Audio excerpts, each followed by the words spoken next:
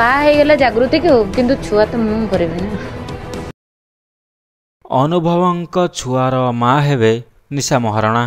ଆଜ୍ଞା ହଁ ଦର୍ଶକ ବନ୍ଧୁ, ଏମିତି କିଛି ଗଣମାଧ୍ୟମ ସାମ୍ନାରେ କହିଛନ୍ତି ନିଶା ମହାରଣା।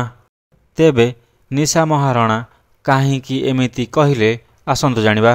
ବାହା ହେଇଗଲା ଜାଗୃତି କି କିନ୍ତୁ ଛୁଆ ତ ମୁଁ କରିବି ନା। ସେ କହିଛନ୍ତି ଯେ ଜାଗୃତିଙ୍କୁ ବାହା ହୋଇଛନ୍ତି ସତ, ହେଲେ ଅନୁଭବଙ୍କ ଛୁଆର ମା ହେବ ଏ ନିଶା ମହାରଣା। ପ୍ରଥମେ ବର୍ଷାଙ୍କୁ ବିବାହ କରିଥିଲେ ସତ, ହେଲେ ତାଙ୍କ ଭିତରେ କିଛି ସମ୍ପର୍କ ନଥିଲା। ସେଥିପାଇଁ ତାଙ୍କର ଡାଇଭର୍ସ ହୋଇଗଲା।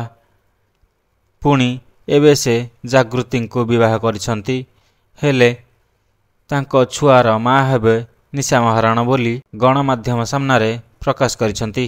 ଆପଣ ଜାଣିଥିବେ ଯେ ନିକଟ ଅତୀତରେ ସୁପରଷ୍ଟାର ଅନୁଭବ ମହାନ୍ତି ଜାଗୃତି ଶୁକ୍ଲାଙ୍କ ସହ ଜୟପୁରରେ ତାଙ୍କ ବିବାହ ସାରି ଏବେ ଓଡ଼ିଶା ଫେରିଛନ୍ତି।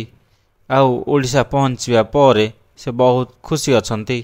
ହେଲେ ନିଶା ମହାରଣାଙ୍କ ଏହି କେଇ ପଦ କଥା ସମସ୍ତଙ୍କୁ ଆଶ୍ଚର୍ଯ୍ୟ କରିଛି। ବାହା ହେଇଗଲା ଜାଗୃତି କି କିନ୍ତୁ ଛୁଆ ତ ମୁଁ କରିବି ନା।